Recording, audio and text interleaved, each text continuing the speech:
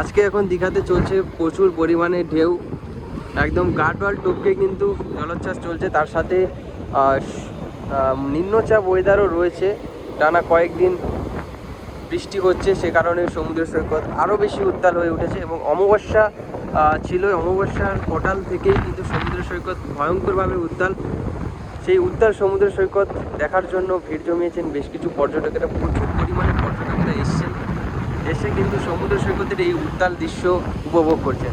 এবং যেহেতু ঝিরঝিরিয়ে বৃষ্টি পড়ছে, তাই অনেক পর্যটকেরা কিন্তু ছাতা মাথায় দিয়ে এবং অনেকে রেনকোট পরেও কিন্তু চলে এসছে দীঘার সমুদ্র সৈকতের এই রকম উত্তাল ঢেউ দেখার জন্য। এই দেখো ঢেউটা কীরকম ধেয়ে আসছে, দেখো এই দেখো এই দেখো, ভয়ঙ্করভাবে সমুদ্র সৈকত উত্তাল। সেই উত্তাল ঢেউতে উপভোগ করছেন পর্যটকেরা, খুবই আনন্দ করছেন, যেমনটা তোমরা দেখতে পাচ্ছ। যারা যারা এই মুহূর্তে ভিডিওটা দেখছো, ভিডিওটি যদি ভালো লাগছে অবশ্যই একটা করে লাইক করবে এবং চ্যানেল নতুন হয়ে থাকলে চ্যানেলটিকে সাবস্ক্রাইব করে দেবে।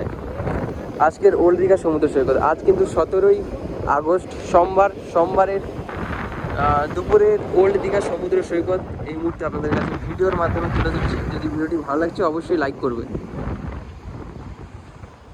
আর বর্তমান রয়েছে একদম আই লাভ দীঘার সামনে।